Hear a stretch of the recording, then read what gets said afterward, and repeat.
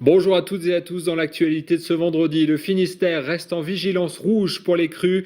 À Quimperlé, la Laïta est montée à son maximum et puis à Châteaulin, l'Aulne a débordé et continue de monter. Les tempêtes ont fragilisé le littoral. À Trégastel, dans les Côtes-d'Armor, les riverains de la Grève Rose ne veulent pas que leur maison soit rattrapée par la mer. Et puis les apprentis boulangers de Concarneau ont du cœur.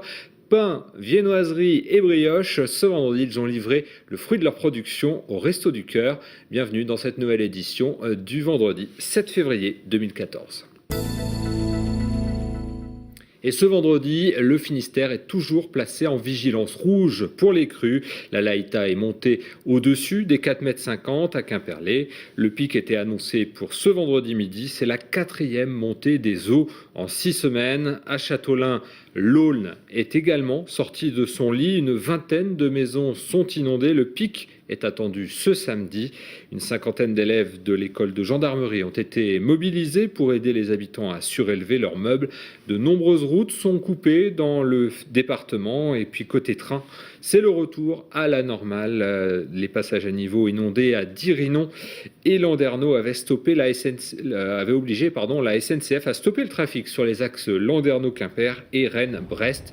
La vigilance aux crues reste maintenue. De nouvelles pluies sont en effet annoncées pour la nuit prochaine dans le Finistère.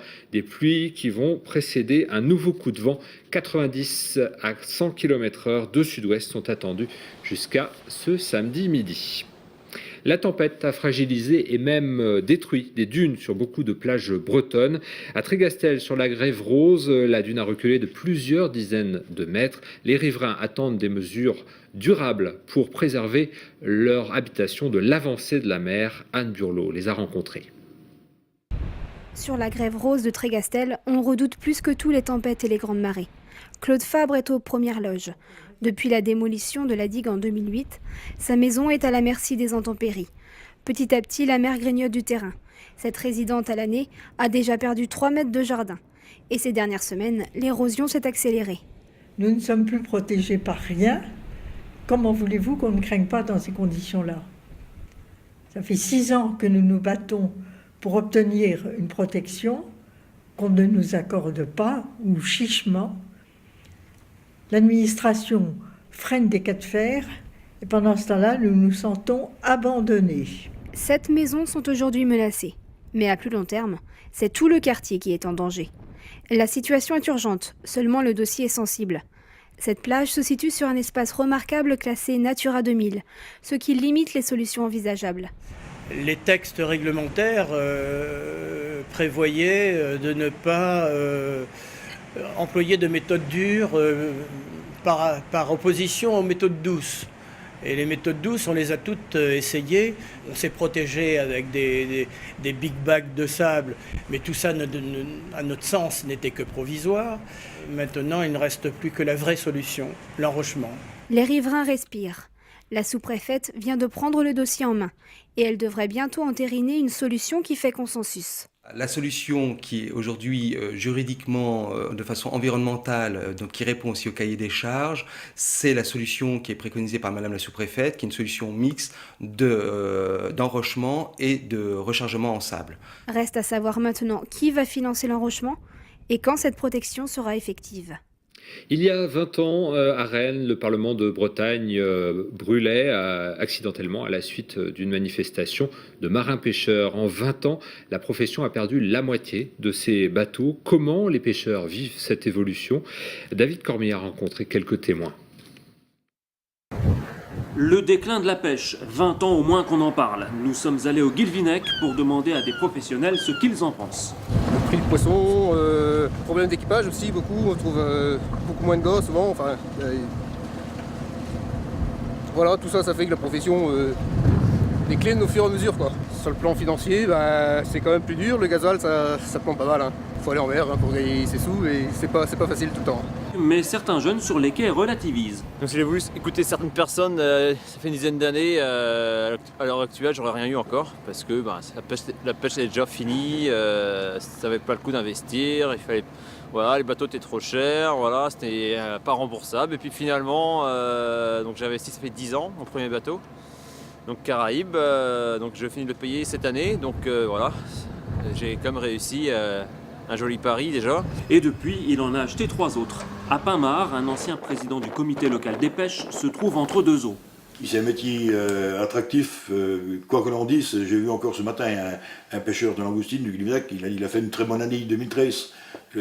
Voilà, mais bon, pour s'installer aujourd'hui, et l'Europe interdit de construire. Je n'irai pas leur dire qu'il faut s'installer parce qu'il n'y a pas le droit de s'installer. Il y a des jeunes qui y croient et qui veulent se lancer, mais les moyens ne sont pas là.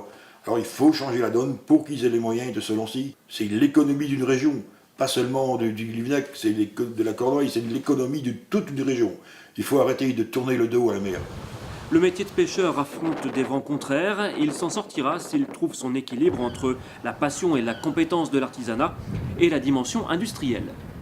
Ce jeudi avait lieu la journée sans portable. Les ondes associées sont-elles mauvaises pour la santé? Certains en sont persuadés et ils luttent contre la prolifération des ondes électromagnétiques. Nous y sommes exposés en permanence. Sophie Lecroisier a pu le mesurer avec un spécialiste. Il ne se voit pas et pourtant les champs électromagnétiques nous entourent. Nous avons fait venir un géobiologue à la rédaction de TBO afin de mesurer le rayonnement des ondes. Le développement des technologies sans fil amplifie le phénomène. L'exposition principale, c'est dû au téléphone numérique sans fil. On a autour des 2 volts par mètre là, sur le bureau. Donc là, je cherche les champs magnétiques en basse fréquence. Et là, je vois que quand on vient sous le tube néon, on mesure le champ magnétique du ballast à peu près 30 milligauss à 10 cm.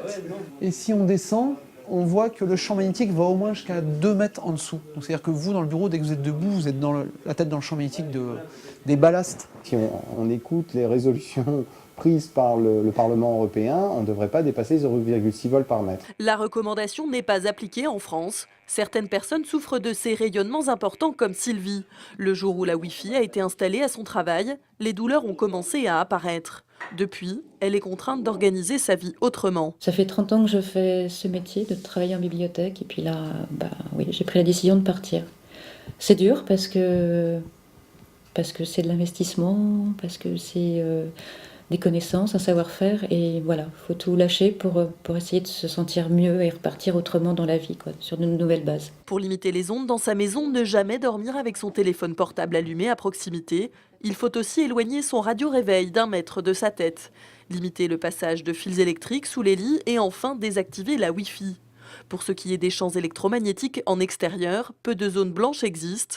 Le Finistère compte près de 700 antennes relais mobiles et 57 pylônes WiMAX Internet. Et on vient de parler d'antennes et de relais, mais on peut capter la télé autrement, notamment avec la box et avec Free. Et désormais, vous pouvez retrouver TBO sur Free, sur le canal 366 de la Freebox.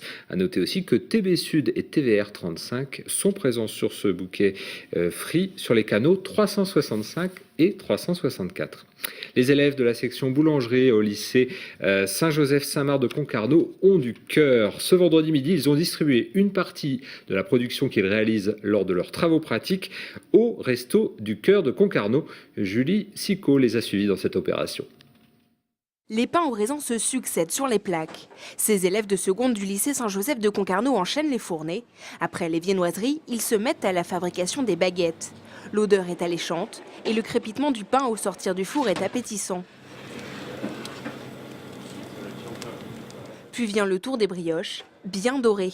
Une vraie production industrielle qui sert à nourrir les 1200 élèves de l'établissement, mais également et surtout les bénéficiaires des Restos du Cœur et du Secours populaire de la ville.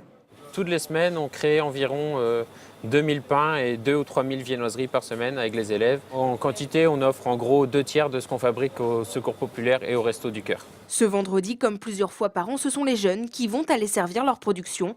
Pain et viennoiseries sous le bras, ils se rendent au centre des Restos du Cœur de Concarneau. Près de 60 personnes les attendent. C'est bravo, c'est super beau. C'est très émouvant parce que je trouve que c'est une très bonne chose de sensibiliser les jeunes aux problèmes des gens, aux problèmes des bénéficiaires des Restos du Cœur. En plus, comme ce sont des jeunes qui ont fait ça, personnellement, tout le monde est très touché de l'opération. Et pour ces jeunes en CAP, le geste est important. D'ailleurs, ils ont préparé une fournée toute spéciale. Comme là, on a fait des pains décorés, des pains en raisin, des tresses, des baguettes et des pains tradition. Enfin, chacun avait un pain décoré à faire en fait. Comme on était 12 en labo, on a fait 12 pains décorés. La relève semble assurée, car il le faut. L'an prochain, les Restos du Cœur vont fêter leurs 30 ans. Et ce JT se termine sur cette opération du cœur et on profite de quelques instants offerts par Jérémy Chopin, notre réalisateur, pour remercier notre collègue Virginie. Pendant un an à TBO, elle nous aura permis d'apparaître sous notre meilleur jour grâce à ses pinceaux de maquillage. Elle assurait aussi une bonne partie du travail administratif. Virginie part vers de nouveaux horizons professionnels. Nous lui souhaitons bonne chance et bon vent. Et pour notre part, nous nous retrouvons à 18h30 lundi pour un nouveau point sur l'information locale et régionale. D'ici là, je vous souhaite une bonne soirée, un bon week-end et attention, si vous êtes près des cours d'eau du Finistère, bon week-end.